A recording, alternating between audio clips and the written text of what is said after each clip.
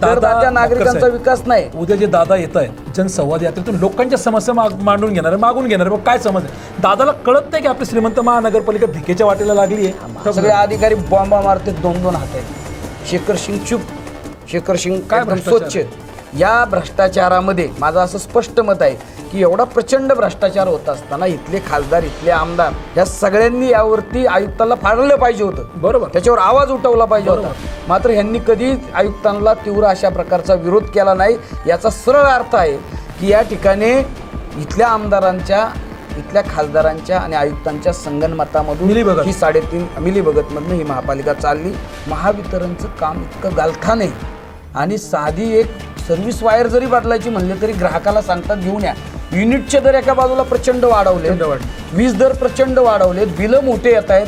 मात्र सुविधा ज्या आहेत त्या अत्यंत अपुऱ्या आहेत, तोकड्या आहेत. कधीही सुविधा वेळेवर मिळत नाही. कर्मचाऱ्यांची संख्या कमी आहे, गाड्यांची, शिडी गाडीची संख्या कमी आहे. त्या ठिकाणी वायरी नाही, त्यांच्याकडे कुठली केबल नाही सांगतात. LT वायर 20-20 वर्षापूर्वीच्या खराब झालेल्या आहेत, त्या बदलायला निधी नाही म्हणतात. मात्र या ठिकाणी या पिंपरी चिंचवड पोलीस आयुक्तालयाच्या हद्दीमध्ये मोठमोठे जमिनीचे लँड स्कॅन्डल प्रचंड मोठ्या प्रमाणात होतात. विशेषतः चाकण आणि परिसरातल्या जमिनी कोणाचा वरद असतंय? पोलिसांचा वरद असते. पोलीस अधिकारी त्यात सामील आहेत, पोलिसांचे प्रमुख त्याच्यामध्ये सामील आहेत, पार्टनर त्याच्यामध्ये होत आहेत. प्रत्यक्ष खूप मोठा आरोप करतात. आरोप नाही, ही वस्तुस्थिती आहे. मात्र PMRD ह्या जमीन खरेदी विक्री करणाऱ्याच्या दलालाचा अड्डा बांधलेला आहे. बरं, मोठ्या प्रमाणात भ्रष्टाचार त्या ठिकाणी होतोय. प्रेक्षको नमस्कार. राज्याचे उपमुख्यमंत्री, राष्ट्रवादी काँग्रेसचे राष्ट्रीय अध्यक्ष, लाडक्या बहिणींचे दादा, हे लाडके दादा उद्या आपल्या पिंपरी चिंचवड शहरामध्ये येणार आहे आणि त्याला कारण आहे जनसंवाद यात्रा. ह्या शहरातील काय प्रश्न आहेत, कारण गेल्या 3.5 वर्षापासून जवळपास या शहरामध्ये प्रशासकीय कामकाज सुरू आहे. समस्यांचा डोंगर आहे. हा 2 दिवसात सुटणार आहेत का? समस्या घेऊन शहरातील नागरिक खरंच दादापर्यंत पोहोचतील का आणि ह्या समस्या मार्गी लागतील का? त्याचं कारण आहे 13 सप्टेंबर रोजी खरं तर दादांनी पुण्यातल्या हडपसर भागातून या जनसंवाद यात्रेचा नारळ फोडला आणि आपणही ती बातमी दाखवली की जे दादा पुण्यामध्ये आहेत त्या ठिकाणच्या समस्या समजून घेतलेल्या आहेत. दादांसमवेत ह्या समस्या सोडत असताना जिल्हाधिकारी असतील, त्या ठिकाणचे आयुक्त असतील, अनेक फौजफाटा असेल, पोलीस प्रशासकीय त्या ठिकाणी यंत्रणा असेल, सगळीच लोक, काही समस्या जागेवर सुटल्यात, काही समस्या घेऊन लोक त्या ठिकाणी आलेत. परंतु ज्या पिंपरी चिंचवड शहराच्या जडणघडणीमध्ये दादांचा वाटा राहिलेला आहे. अनेक जण सांगतात की या शहराच्या जडणघडणीमध्ये दादांचा सिंहाचा वाटा आहे. पण दादा या समस्या मागच्या 3 वर्षात खरंच सुटल्या आहेत का, ते तपासतील का, असे अनेक प्रश्न होते आणि अखेर तो दिवस आलाय. उद्याच्या 20 सप्टेंबर रोजी दादा शहरात येत आहेत. आपल्या समोर आहेत सामाजिक कार्यकर्ते, माजी नगरसेवक मारुती बापकर. बापकर साहेब, आपलं स्वागत आहे आपल्या स्टुडिओमध्ये. नमस्कार. आपले लाडके दादा उद्या शहरात येत आहेत. अनेक समस्या आहेत, तुम्हालाही माहीत पडलंय की दादा उद्या येत आहेत. कुठून सुरुवात होणार आहे, काय समस्या तुम्ही मांडणार आहेत? समस्यांचा जर का डोंगर पाहिलं तर मागच्या 3.5 वर्षामध्ये असंख्य समस्या आहेत. कुठून सुरुवात करणार आहात? संधी मिळेल का भेटण्याची? एक तर पालकमंत्री, पुणे जिल्ह्याचे पालकमंत्री म्हणून ही ओळख करून द्यायची माझी राहिली होती. अजितदादा पवार यांचं महत्त्व या शहरात राजकीय नेते म्हणून नक्की आहे, कारण ते पुणे जिल्ह्याचे पालकमंत्री आहे आणि पिंपरी चिंचवड शहराचं नेतृत्व देखील त्यांनी अनेक वर्षापासून केलेलं आहे. या शहराच्या जडणघडणीमध्ये त्यांचा देखील वाटा आहे. कैलासवासी प्राध्यापक रामकृष्ण मोरे असतील, माननीय ज्येष्ठ नेते शरद पवार साहेब असतील किंवा माननीय अजितदादा पवार असतील आणि अलीकडच्या काळामध्ये देवेंद्र फडणवीस आणि भारतीय जनता पक्ष जे सत्तेत 5 वर्ष होते त्यांचंही काही अंशी योगदान आपल्याला मानलं पाहिजे. मात्र पिंपरी चिंचवड शहरामध्ये पालकमंत्री म्हणून अजित पवारांचं योगदान जे आहे किंवा महत्त्व जे आहे ते यापूर्वी होतं, आत्ताही आहे आणि पुढेही राहणार आहे. अजितदादा पवार हे राज्याचे उपमुख्यमंत्री आहेत. पुणे जिल्ह्याचे पालकमंत्री ते आहेतच, मात्र ते राज्याचे उपमुख्यमंत्री आहेत आणि सगळ्यात महत्त्वाचं म्हणजे त्यांच्याकडं अर्थ खातं आहे. महाराष्ट्राच्या तिजोरीची चावी दादांकडे आहे आणि त्यामुळं निश्चित अजितदादा पवार यांचा हा जो काही दौरा आहे, जनसंवाद त्याला म्हटलं गेलं आहे. महानगरपालिकेची निवडणूक जी मागच्या 3.5 वर्षापासून झालेली नाही, प्रशासकीय राजवटीचा कारभार सगळा झालेला आहे आणि त्यामध्ये आत्ता महानगरपालिकेच्या निवडणुकीचे सुतवाच झालेले आहेत. तशा प्रकारचे प्रारूप विकास आराखडा देखील जाहीर झालेला आहे. त्याच्यावर हरकती आणि सूचना झालेल्या आहेत, ती सुनावणी झालेली आहे आणि त्याची आता शासनाच्या माध्यमातून तो प्रारूप विकास आराखडा अंतिम होईल आणि त्यानंतर आरक्षण सोडत होईल आणि पुढच्या काही कालावधीमध्ये म्हणजे जानेवारी अखेर माननीय सर्वोच्च न्यायालयाने निवडणुका घेण्याचे सक्त आदेश निवडणूक आयोग आणि महाराष्ट्र शासनाला दिलेले आहेत. त्या धर्तीवरती आता 31 जानेवारीच्या अगोदर ही निवडणूक होणार आहे. हे सगळी प्रक्रिया निवडणुकीचे पडघम वाजलेले आहेत, तुताऱ्या वाजलेल्या आहेत. सगळे आता म्हणजे निवडणुकीच्या तोंडावर दादांचा जनसंवाद दौरा होतोय. निवडणुकीच्या तोंडावरती ऐन निवडणुकीच्या तोंडावरती पालकमंत्री अजित पवार यांचा दौरा या शहरामध्ये अजितदादा पवारांचा होतोय. त्यामधून नागरिकांच्या समस्या ज्या काही गहन समस्या आहेत त्या सुटाव्यात अशा प्रकारची अपेक्षा शहरवासियांची नक्की असणार आहे. मात्र आता कालावधी सप्टेंबर महिना आहे, पुढचे 2-3 महिन्यामध्ये निवडणुका लागणार आहेत. ह्या 2-3 महिन्यामध्ये ह्या ज्या काही समस्या शहराच्या आहेत, या नागरिकांना भेडसावत आहेत, त्या लगेच त्याचं निराकरण होईल असं मला बिलकुल वाटत नाही. बरं, त्याला कालावधी जाणार आहे. कारण काही समस्या तत्काळ सुटणाऱ्या आहेत, तर काही समस्या सुटण्याकरता काही कालावधी जाऊ शकतो आणि काही समस्यांचा जो गुंता आहे तो गुंता सुटणं इतकं सहजासहजी शक्य नाही आहे. या शहरामध्ये या शहरातल्या ज्या समस्या आहेत त्या जर मुख्य आता अजितदादांकडनं या शहरवासियांची काय अपेक्षा आहे, उद्या ते येत आहेत आणि त्या केव्हापासून अपेक्षा आहेत, तर अजितदादांच्याकडनं मागच्या अनेक वर्षापासून या अपेक्षा आहेत की या शहराच्या घरांचा जो प्रश्न आहे, अनधिकृत घरांचा प्रश्न हा गहन प्रश्न होता. माननीय उच्च न्यायालयाच्या आदेशाने घरं तोडण्याचे आदेश झाल्यानंतर या शहरातल्या प्रत्येक करदात्या नागरिकांच्या घरावरती घर जाते का काय, आपलं छत जाते का काय, अशा प्रकारचं संकट, टांगती तलवार त्यांच्या डोक्यावर होती. आमची मागणी होती की ही सगळी घरं नियमित झाली पाहिजेत आणि शास्तीकर माफ झाला पाहिजे. भारतीय जनता पक्ष या ठिकाणी 2017ला सत्तेत आला. त्या अगोदर 15 वर्षे माननीय अजितदादा पवार यांच्या नेतृत्वाखाली महानगरपालिकेमध्ये त्यांच्या नेतृत्वाखालीच कारभार सुरू होता. मात्र 2017च्या निवडणुकीमध्ये घरांचा जो विषय आहे, शास्तीकर आणि अनधिकृत घरांचा विषय आहे, हा एकदम हॉट अधिकृत करणे आणि ते आश्वासन भारतीय जनता पक्षाने विरोधी पक्षात असताना आमच्यासोबत आंदोलनं केली, खासदारांनी आमच्या सोबत आंदोलनं केली, भारतीय जनता पक्षाच्या सगळ्या पदाधिकाऱ्यांनी आमच्या समवेत आंदोलन केली. सुरुवातीला आम्ही आंदोलन सुरू केलं. त्यांच्या यशामागं तुमचा हातभार. यशामध्ये नाही, त्यांनी ते कॅश केलं. यशामागं त्याचा हात. विरोधी पक्ष असताना हे सगळं केलं. मात्र सत्तेत येत असताना त्यांनी आश्वासनं दिली होती की सगळी घरं नियमित केली जातील, शास्तीकर संपूर्ण माफ केला जाईल. शास्तीकराच्या बाबत साहेब, प्रदेश साहेब, पहिल्यांदा 600 चौरस फूट, 2-3 वेळा घोषणा झाल्या, पेढे वाटले, नगारे वाजले वगैरे वगैरे सगळं झालं, तुम्ही साक्षीदार आहात. मात्र शास्तीकर शेवटच्या टप्प्यामध्ये माफ करण्याचं काम केलं. एक काम त्यांच्याकडनं जे जाहीरनाम्यात दिलं तर ते त्यांनी केलं. मात्र अनियमित घरांचा जो प्रश्न आहे त्या संदर्भात अजितदादांच्या काळात देखील सकारात्मक निर्णय झाला नाही आणि देवेंद्र फडणवीसांच्या नेतृत्वाखाली या महापालिकेत 2017 ते 2022 या कालावधीमध्ये 5 वर्षाची यांची सत्ता असताना घरांचा प्रश्न मिटला नाही. त्यांच्या नागरिकांच्या डोक्यावरची टांगती तलवार हटली नाही. तर आमचं असं म्हणणं होतं की ही जी काही नियमावली आहे घरं बांधण्याची, गुंठा, 1.5 गुंठा, 2 गुंठे या जागेमध्ये, इथं गुंठेवारी पद्धतीने अनेक लोकांनी जागा 40 वर्षापूर्वी 30 वर्षापूर्वी केलेल्या आहेत आणि म्हणून ही जी नियमावली आहे की जे 1.5 गुंठा, 2 गुंठे, 2.5 गुंठे, 3 गुंठे असे गुंठेवारी पद्धतीतल्या ज्या जागा आहेत तिथं अधिकृत सामान्य माणसाच्या खिशाला परवडन अशा प्रकारची एक अधिकृत घर बांधण्याची नियमावली महाराष्ट्र शासनाने आणि महापालिकेने करावी, ही आमची मागणी होती. मात्र त्यावरती यांनी प्रयत्न केला. मात्र जबरी अशा प्रकारचा आर्थिक भुर्दंड सामान्य माणसाला मिळत असल्यामुळं अनधिकृत घरांची संख्या दिवसेंदिवस वाढत गेली आणि राजरोसपणे महापालिकेच्या प्रशासनाने या शहरातल्या नागरिकांची लूट घरांच्या नावावरती, घर बांधकामाच्या नावावरती मोठ्या प्रमाणात झाली आणि 2 ते 2.5 लाख बांधकामं मागच्या काही कालावधीमध्ये या शहरामध्ये उभारलेले आपल्याला दिसतात. हा घरांचा एक विषय झाला. बापकर साहेब थांबवतो तुम्हाला. उद्या दादा शहरात येणार आहे. तुम्हाला उद्या एवढं विस्तृतपणे मांडायला त्यांना वेळ मिळणार नाही आहे.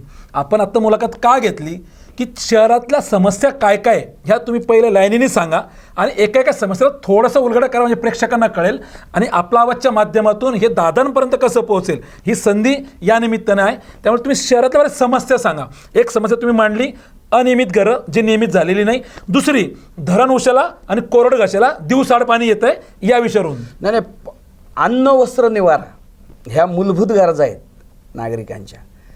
आपण घरांच्या विषयावर बोललो आपण आता पाण्याच्या विषयावर जर आपल्याला बोलायचं असेल तर 2017ला 24/7 पूर्ण वेळ पाणी पुरवठा केला जाईल अशा प्रकारचं आश्वासन होतं. आपल्याकडं पवना धरणामधनं पाणी पुरवठा एकमेव आपल्याकडं स्तोत्र होता आणि त्यामध्ये पिंपरी चिंचवड शहराची लोकसंख्या 30 लाखाच्या आसपास गेलेली आहे. संपूर्ण देशात आणि राज्यात सर्वाधिक वेगाने नागरीकरण होणारं शहर जर कुठलं असेल तर पिंपरी चिंचवड शहर आहे. मोठ्या प्रमाणात या शहराचा FSI वाढवून दिलेला आहे. मुंबईसारखे आता टावर या ठिकाणी उभारले जात आहेत. प्राधिकरण बंगलो सिस्टमनी उभारलेलं प्राधिकरणामध्ये देखील FSI वाढून त्या ठिकाणी देखील मोठे इमारती उभा राहताना आपल्याला दिसत आहेत. याचा अर्थ एका बाजूला तुम्ही प्रचंड अशा प्रकारचं नागरीकरणाला प्रोत्साहन देत आहेत, बांधकाम व्यावसायिकांना प्रोत्साहन देत आहेत. त्यांच्या हितासाठी तुम्ही वेगवेगळे कायद्यात बदल करून त्यांना FSI वाढवून देत आहेत. काही हरकत नाही. पण ते करत असताना या शहराची पाण्याची व्यवस्था कशी होणार, या शहराची ड्रेनेजची व्यवस्था कशी होणार, या शहराचं जे काही नदी प्रदूषण आहे ते कसं तुम्ही थांबवणार. पवना जलवाहिनीच्या माध्यमातून बंद नळाची योजना या शहरामध्ये राबवत असताना दुर्दैवी अशा प्रकारचा मावळमध्ये गोळीबार झाला आणि त्यात 3 शेतकऱ्यांचा बळी गेला. आपण त्याची साक्षीदार आहोत. आणि ती योजना बासनात गुंडळली गेली. 500 कोटीची योजना आता 1,500 कोटीवरती गेली. ती योजना पूर्ण होत असताना मोठ्या प्रमाणात राजकारण घडलं. त्यामध्ये अनेक आरोप प्रत्यारोप झाले. या विभागाचे खासदार, या विभागाचे आमदार या पिंपरी चिंचवड शहरात एक बोलतात, मावळमध्ये गेल्यानंतर दुसरं बोलतात. पवना जलवाहिनीचं काम तसंच प्रलंबित आहे आणि त्यातून जो मार्ग काढून या शहराची तहान भागवण्याचं काम दादा मार्ग काढतील असं वाटतं. दादांची जबाबदारी होती. पण दादांचं काय होतं, दुधाने तोंड पडल्यानंतर माणूस ताक फुंकून दादांचे आमदार आहे पलीकडे मावळ, पलीकडे त्यांचे आमदार आहेत. मात्र ते पूर्णपणे प्रकरण दादांमुळे दादा अतिशय सावधपणे तिथे हे करतात. मात्र पालकमंत्री या नात्याने त्यांचे आमदार सुनील शेळके मावळमध्ये आहेत. पिंपरी चिंचवडमध्ये विधानसभेचे उपाध्यक्ष अण्णा बनसोडे आहेत आणि बाकीच्या आमदारांशी देखील त्यांचे सलोख्याचे संबंध आहेत. आणि आता अजितदादा पवार महायुतीमध्ये सामील आहेत. देवेंद्र फडणवीस आणि एकनाथ शिंदे आणि अजितदादांची सत्ता आहे. अशा स्थितीमध्ये मावळच्या शेतकऱ्यांवर कुठलाही अन्याय होणार नाही.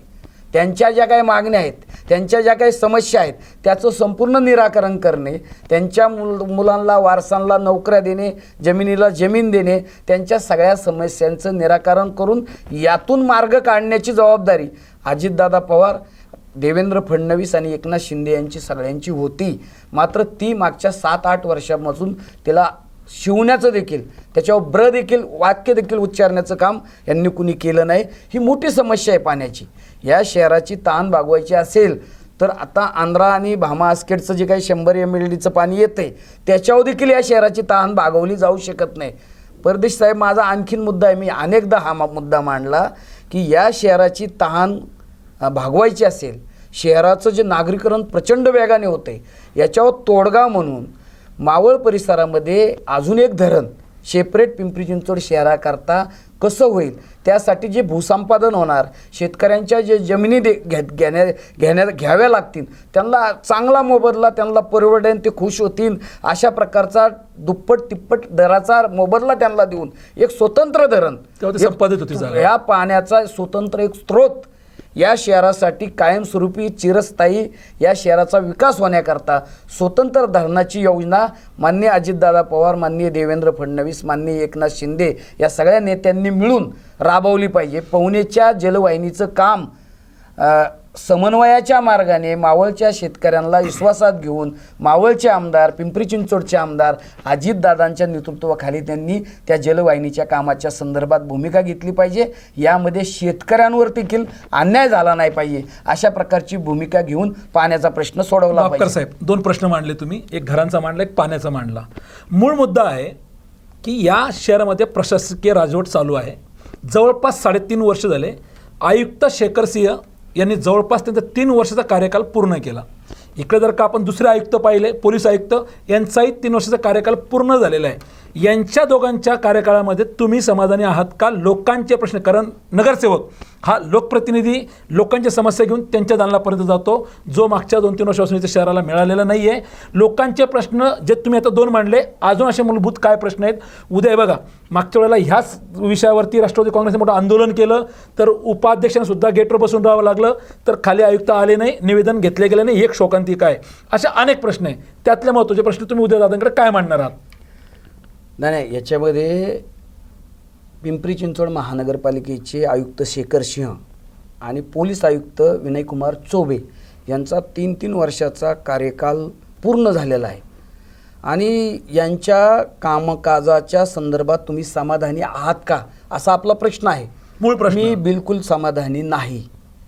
कारण 2017 ते 22 या कालावधीमध्ये एक हाती बहुमत असणारं भारतीय जनता पक्षाचं सरकार पिंपरी चिंचवड महानगरपालिकेमध्ये होते.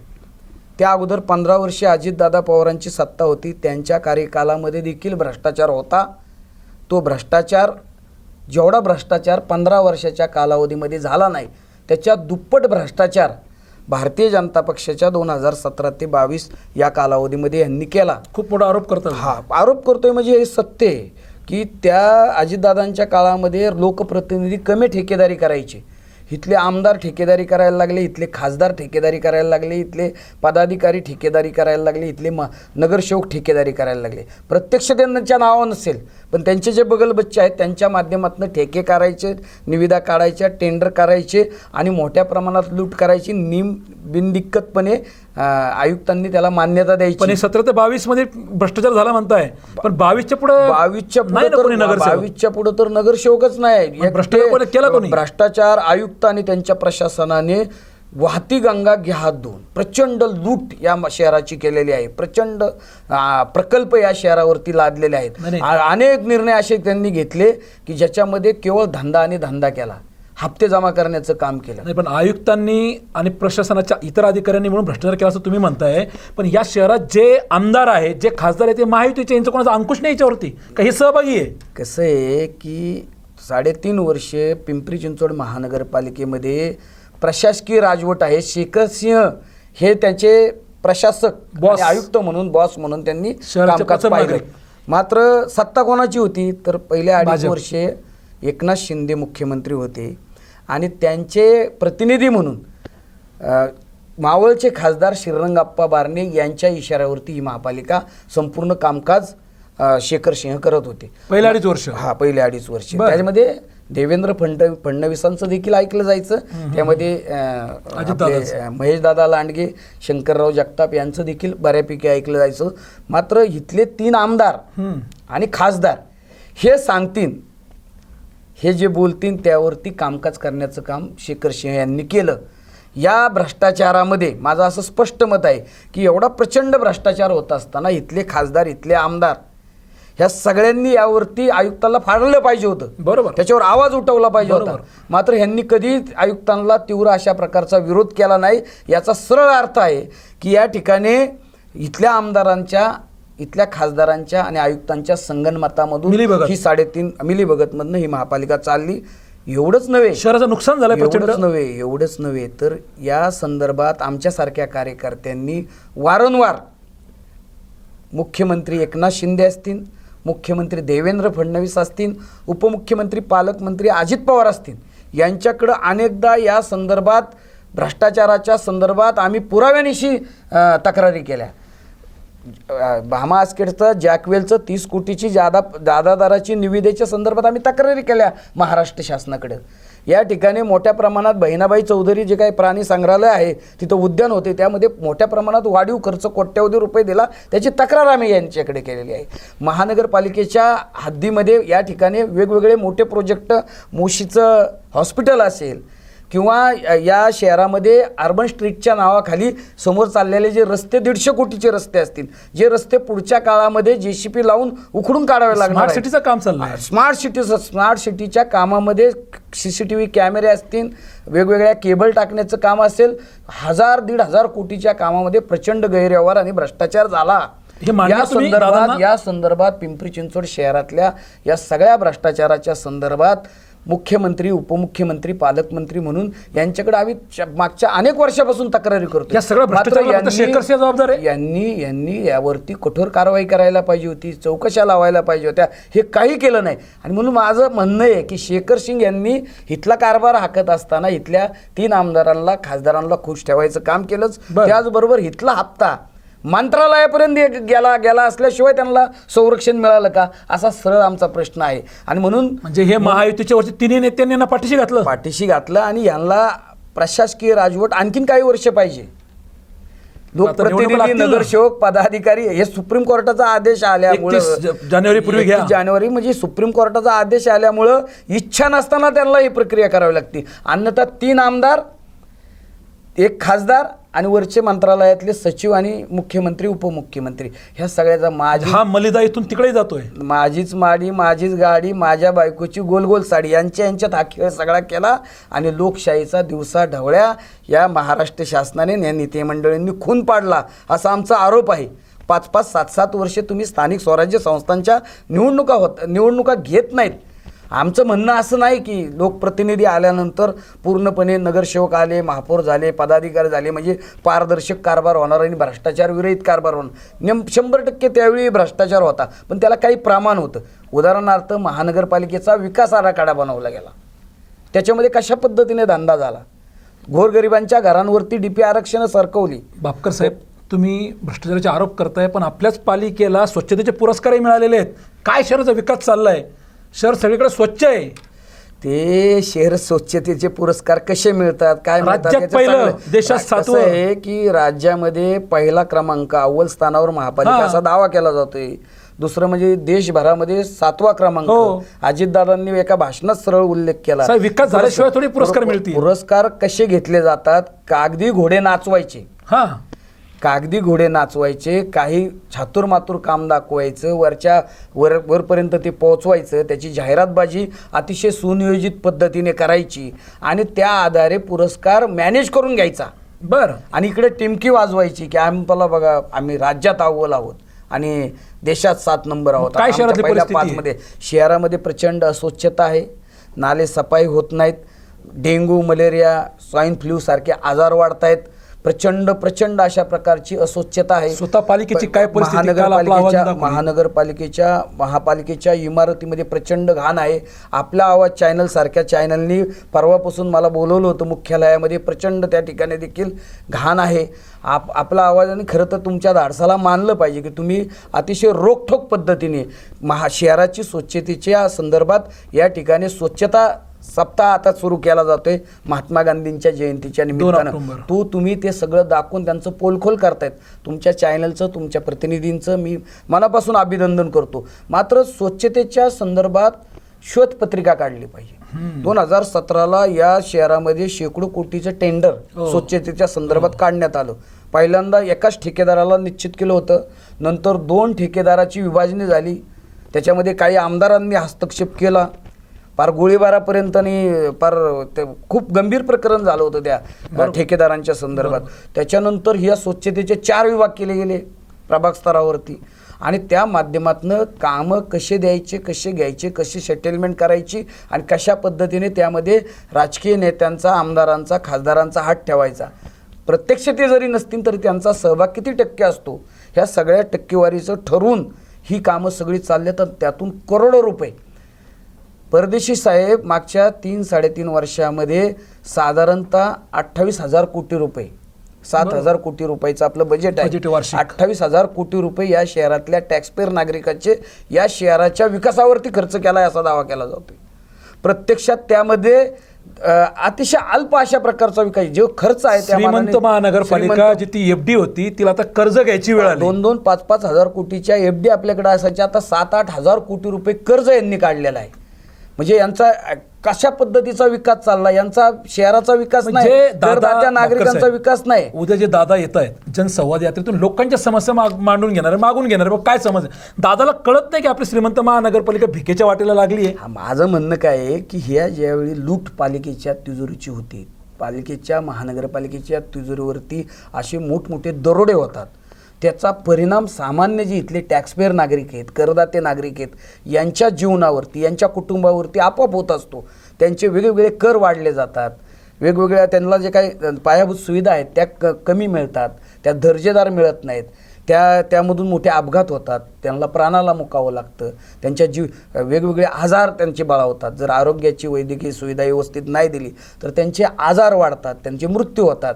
जीवाशी खेळणं म्हणतो ना आपण, तो प्रकार होतो. आणि मग याचे परिणाम जे आहेत, याचे परिणाम भ्रष्टाचाराचे जे परिणाम आहेत, सामान्य नागरिकांना देखील वाटतं की काय आपला संबंध आहे, आपण घरपट्टी भरली, आपण पाणीपट्टी भरली, आपण इतर काही कर भरले, आपला कार्यक्रम संपला, आपल्याला काही घेणं देणं नाही, आपली वर्षाला आहे तेवढा कर द्यायचा. बापकर साहेब बोलतो तर 4 मुद्द्यावर आपण आलो.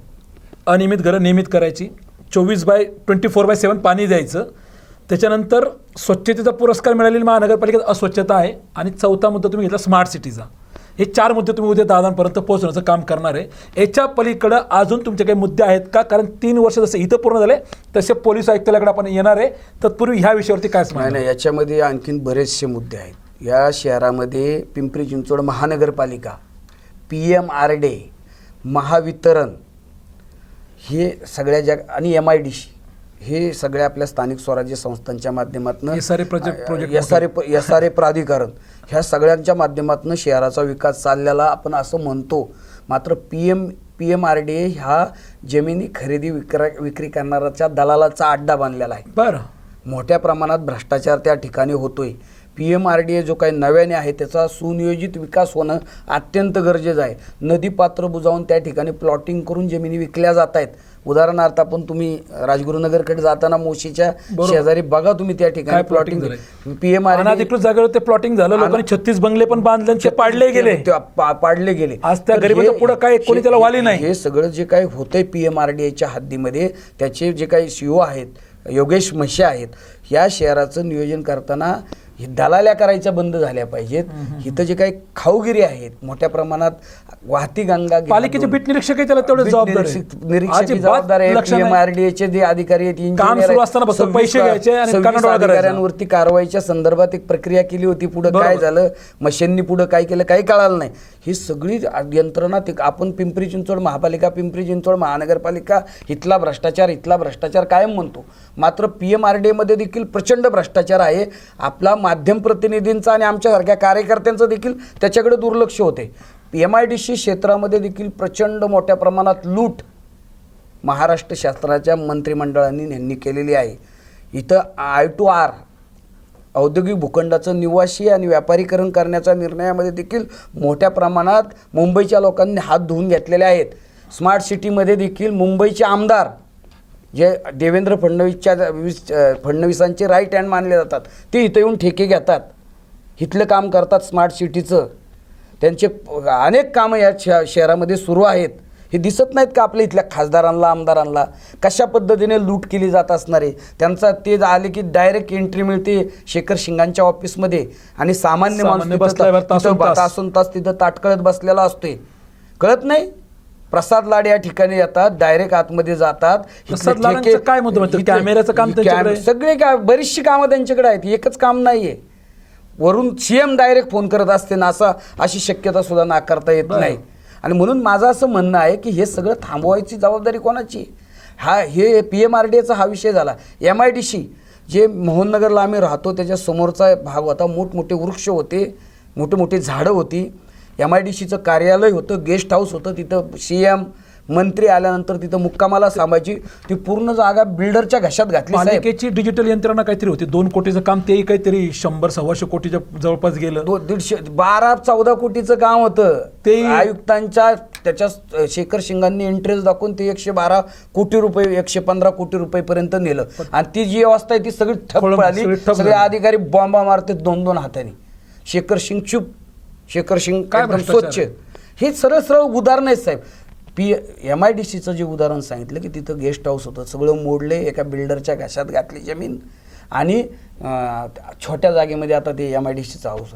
MIDCच्या भूखंड किती या मागच्या 8 वर्षामध्ये विकले गेले, I2R किती भूखंड झाले, याची अजितदादांनी खरं तर चौकशी लावली पाहिजे. याच्यामध्ये कोण आहेत नेमके, त्याच्यावरती कारवाई झाली पाहिजे. हे काही होणार नाही, काही होत नाही. त्यांना पाठीशी घालण्याचं काम आहे. आमची ती मागणी आहे. आम्ही तसे पत्रव्यवहार केलेले आहेत, मात्र दखल घेतली जाईल. PMRD झालं, MIDC झाले, महावितरण म्हणजे वीज व्यवस्था जी आहेत याची व्यवस्था या शहरामध्ये चांगला वीज पुरवठा व्हावा, नियमित वीज पुरवठा व्हावा.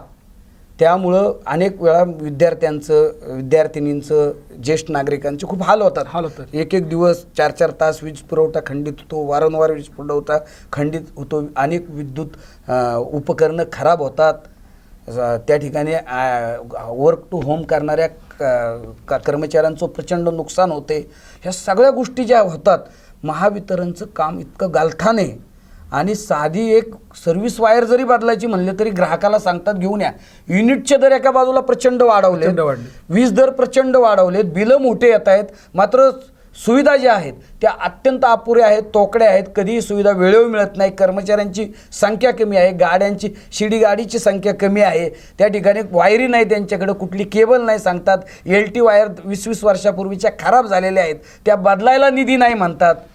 पालकमंत्री म्हणून अजित पवार पुण्यामध्ये बैठक घेतात, त्यावेळी हे निधी व्यवस्थित त्यांना मिळाला पाहिजे. उद्या आम्ही आमच्या भागाची मोहननगर आणि चिंचोड स्टेशन आकुर्डी भागामध्ये निधी नाही म्हणून असं उत्तर दिलं जाते. उद्या आम्ही सगळे लोक मोहननगरचे यासाठी महावितरणचे अधिकारी सांगतात निधी नसल्यावर आम्ही काय करणार, आम्ही कामच करू शकत नाही. सर्व्हिस वायर साधी ती विकत आणायला लोकांना लावतात.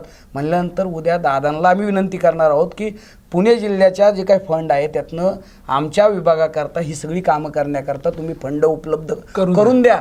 ही एक वार्डाची परिस्थिती नाही, या शहरामध्ये सगळीकडे भोसरी असन, चिंचोड असन, पिंपरी मतदारसंघामध्ये महावितरणची कामं अत्यंत गलथान आणि नागरिकांना वेठीस धरणारे, नागरिकांना शारीरिक, मानसिक, आर्थिक भुर्दंड देणारे आहेत.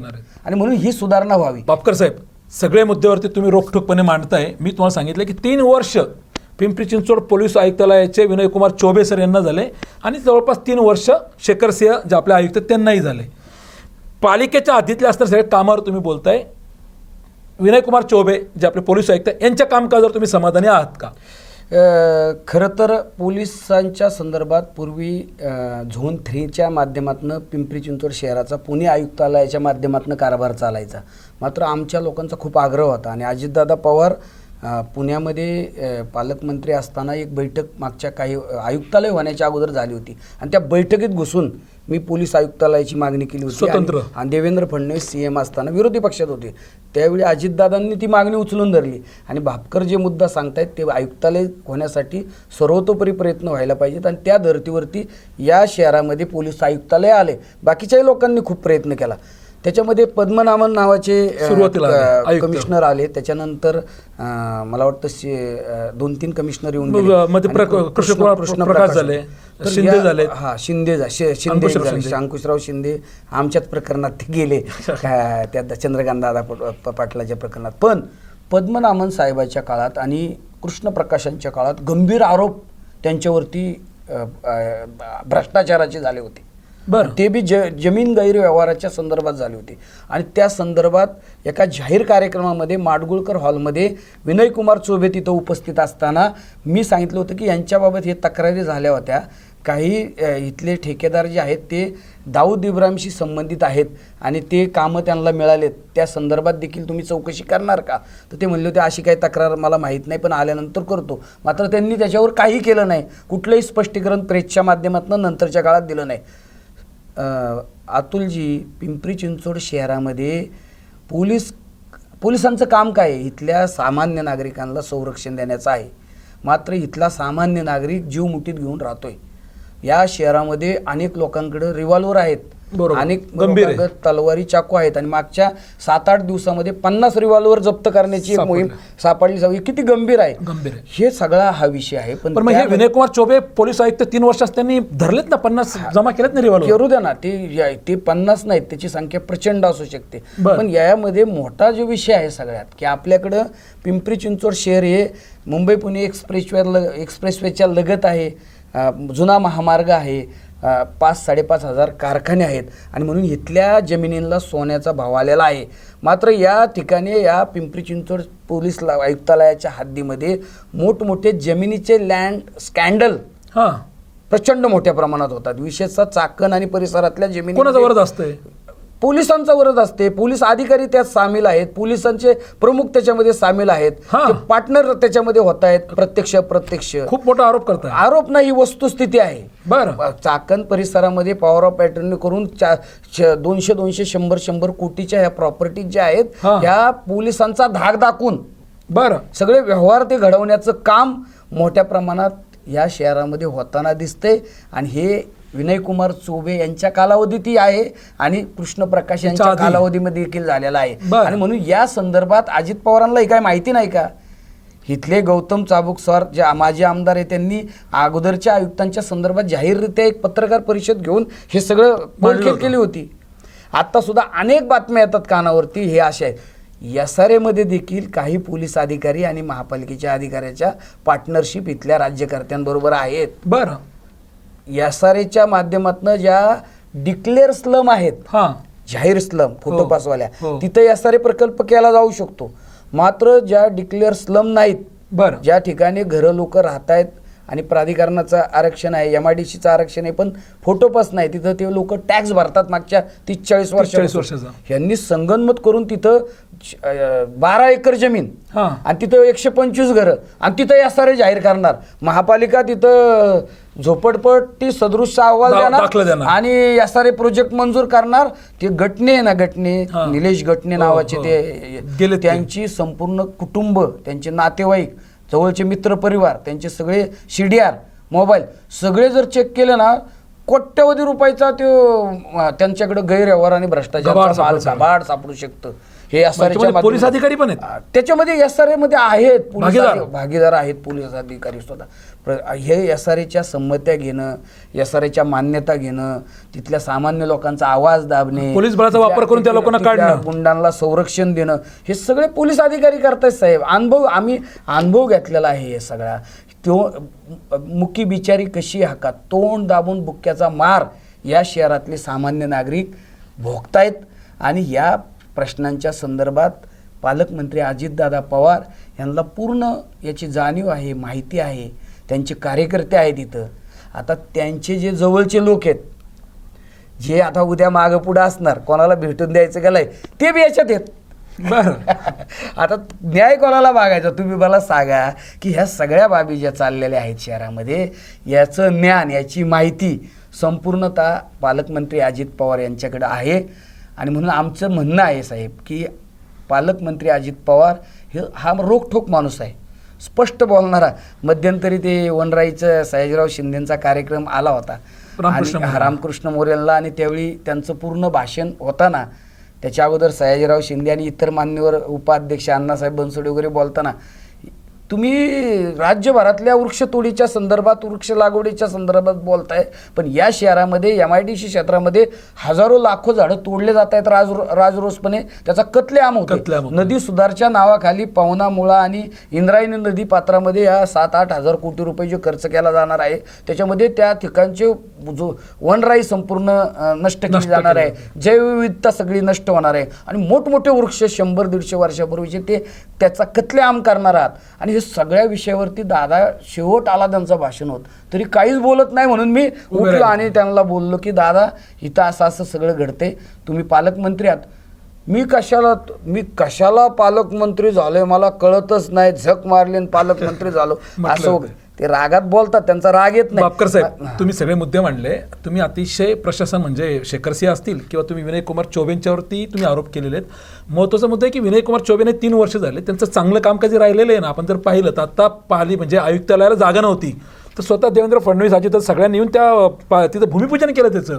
स्वतः देवेंद्र फडणवीस म्हटले की राज्यात पोलीस आयुक्तालय नाही, असं पोलीस आयुक्तालय या ठिकाणी होणार आहे, आणि त्याचा सगळा पाठपुरावा विनय कुमार चौबेंनी केलेला आहे. नाही हो का, माझं काय म्हणणं आहे, विनय कुमार चौबेंचा ना आमचा काय बांधाला बांध नाही. पोलीस आयुक्तालयासाठी माननीय मुख्यमंत्री देवेंद्र फडणवीस यांच्याकडे प्रयत्न करून त्याचं उद्घाटन केलं, त्याबद्दल त्यांचं अभिनंदन आहे. बरोबर. मात्र ते पोलीस आयुक्त पदावरती असताना इथले जे काही जमीन गैरव्यवहार आहेत, भ्रष्टाचार आहेत, बेकायदेशीर कामं आहेत, गुंडांना संरक्षण न देण्याचं त्यांचं कर्तव्य आहे. याला सगळ्याला प्रतिबंध करण्याकरता पोलीस आयुक्त या पदावरती ते इथं कार्यरत आहेत. पण त्यांच्याबाबतच जर काही अशा चर्चा येत असतील की तेच ह्या जमीन गैरव्यवहारातून याच्यात तेच सहभागी आहेत, त्यांचेच अधिकारी पुढाकार घेऊन त्यांच्या आदेशाने सगळे ताबे मारतायत, ताबे मारण्याला मदत करतायत, हे जर सगळं जर कळत असेल त्यांच्याबद्दल, हे खूप गंभीर आहे. त्यांची कायदेशीर घटनात्मक जबाबदारी इथल्या सामान्य नागरिकांना सुरक्षित करणे ही आहे. धमक्या देतात, ढोसबाजी करतायत, तोंड दाबतात. अहो, इथला एक्साइट बॅटरीचा कामगार एक मृत्युमुखी पडला आणि त्या कामगाराच्या मृत्यूच्या प्रेताचं हेळसाण, खूप हेळसाण झाली. प्रेत त्यांच्या घरी गेलं, तिथून गणपती बसतो तो दिवस हिरे साहेबांनी ती गाडी ताब्यात घेतली आणि परत डेड हाऊसमध्ये टाकलं. काय मागणी होती त्यांची? कामगारांच्या तिथं एक 10 मिनिटं ती डेड बॉडी न्यायची होती, श्रद्धांजली व्हायची, गावाला पाठवायची. नाही ऐकलं त्यांनी. अरे ही लोकशाही आहे का हुकुमशाही? लोकशाही आहे का हुकुमशाही आहे? बरं, असं बोलायला गेलं की तुम्हाला बघू, तुम्ही आमच्या डोक्यात बसलाय, तुम्ही आमच्या नजरेतनं पडलाय, तुम्ही हे होत आहे, असे धमक्या देत आहेत पोलीस अधिकारी. गंभीर आहे. बापकर साहेब, तुम्ही सगळ्या विषयाला हात घातलेला आहे. उद्या दादा येतील, ज्या यंत्रणेबद्दल तुम्ही बोलताय ना, ही सगळी यंत्रणा उद्या अजितदादाच्या मागं पुढे असणार आहे. त्यामुळे नाक दाबून मुक्याचा मार होईल. तुम्हाला या समस्या तिथपर्यंत मांडण्याची संधी मिळेल का नाही माहीत नाही.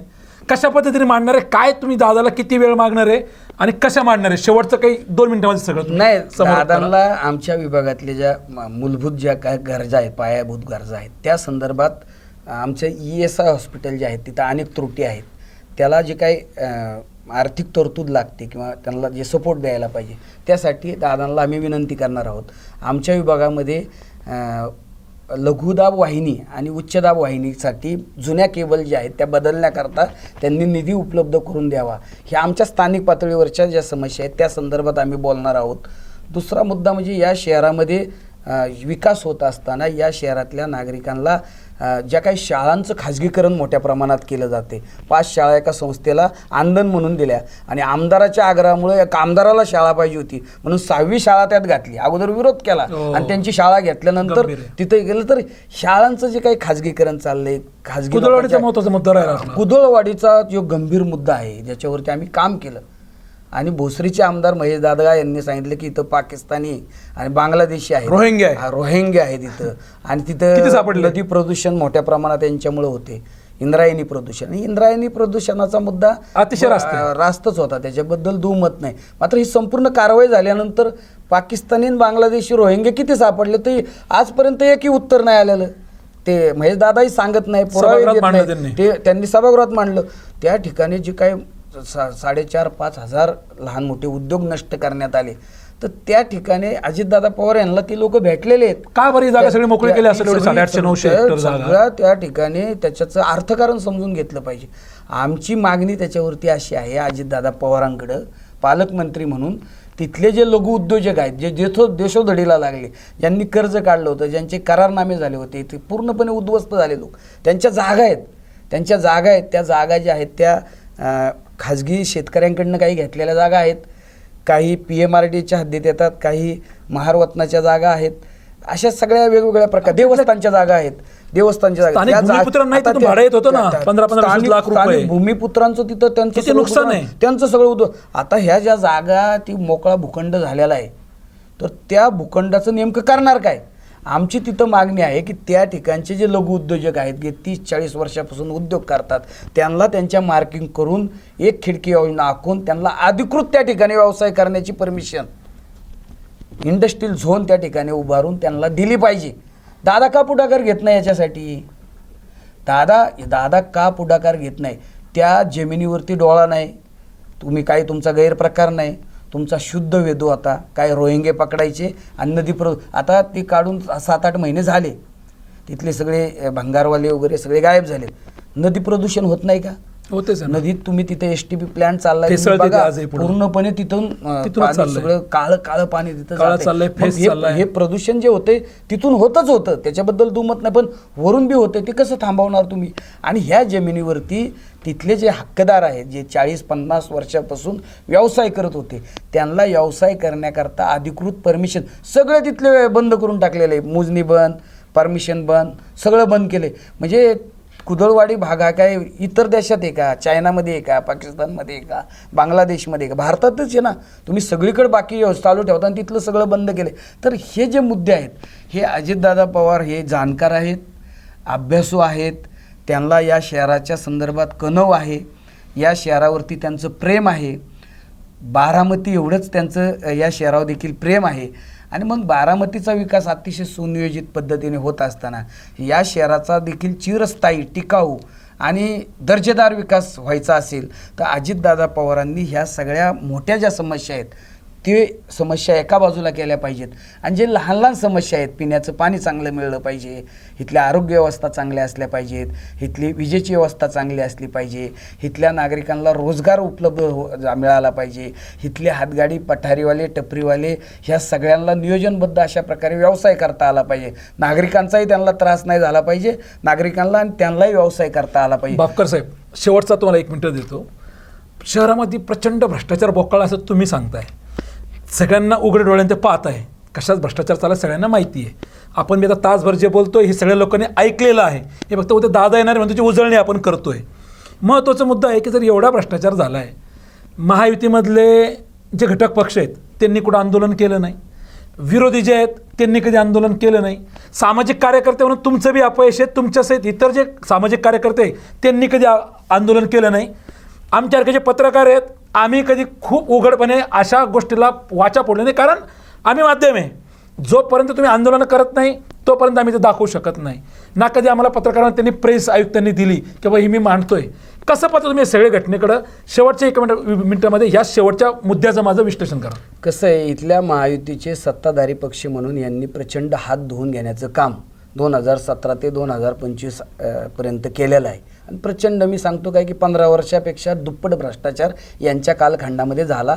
प्रशासकीय राजवटीमध्ये इथले आमदार, इथले खासदार आणि मंत्रालयातले लोक आणि इथल्या शेखर सिंह आणि त्यांच्या प्रशासनाने या शहराच्या जी काही महानगरपालिका रूपी द्रौपदी जी आहे तिचं दिवसा ढवळ्या उसरहरण केलेलं आहे.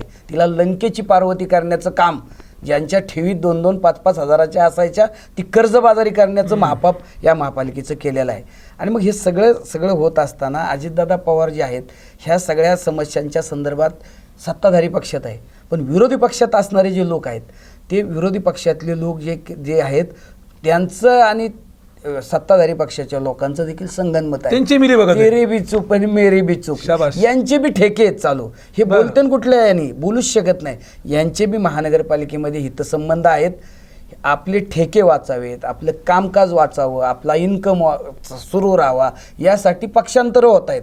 आपला ठेका हे राजकारणाचं झालं. हे राजकारण. पण तुम्ही सामाजिक कार्यकर्ते आणि आम्ही पत्रकार. ऐका ना, आमच्यासारखे सामान्य कार्यकर्ते जे रस्त्यावर हिंडणारे कार्यकर्ते आहेत, आम्हाला जेवढं शक्य आहे तेवढं आम्ही प्रयत्न केला. आमच्याबरोबर लोकांना आंदोलनाला या म्हणलं तरी आमच्याबरोबर येत नाहीत. वार्डात फिरायचं म्हणलं तरी आमच्याबरोबर लोक घाबरतात. म्हणजे यांची दहशतच एवढी आहेत. आमच्याबरोबर फिरून जायचा माणूस, एखादा तुमच्यासारखा माणूस फिराय, काय रे काय त्याच्याबरोबर आहे, काय पाहिजे तुला, काय पाहिजे, तुझं समाधान केल्यानंतर त्याचा फायदा होतो. नाही ना, तुमचं नाही सांगत मी, आमच्याबरोबर फिरणाऱ्या आम्ही जर एखादं महापालिकेच्या समोर आंदोलन जर लावलं तर तिथं 5 लोक सुद्धा येत नाहीत. पाण्याचे दर ठरवायचं आंदोलन आम्ही करतोय आणि 23 दिवस आम्ही बसतोय आणि त्याच्यात 1000 लोक येऊन जातात. आणि या शहराची लोकसंख्या 30 लाख आणि येऊन किती जातात? 1000 लोक. ही जर या शहरातल्या लोकांची मानसिकता असेल, बरं न्यायालयात जाणे हा दुसरा आम्हाला मार्ग आहे. न्यायालयात गेलो तर खर्च करायची आमची तेवढी क्षमता नाही. आणि महापालिकेच्या विरोधात, पालिकेच्या अधिकाऱ्यांच्या विरोधात केसेस केल्या तर ते महापालिकेचे वकील लावतात, शासनाचे वकील लावतात, करदात्या नागरिकांच्या तिजोरीतून त्यांच्या वकिलांचा खर्च होतो आणि आम्हाला आमच्या खिशातनं भ्रष्टाचार विरहित काम व्हावं, भ्रष्टाचार संपावा यासाठी न्यायालयामध्ये फीज भरावी लागते. तर हे सगळे अशा गोष्टी असल्यामुळं आमच्या कामाला काही मर्यादा येतात.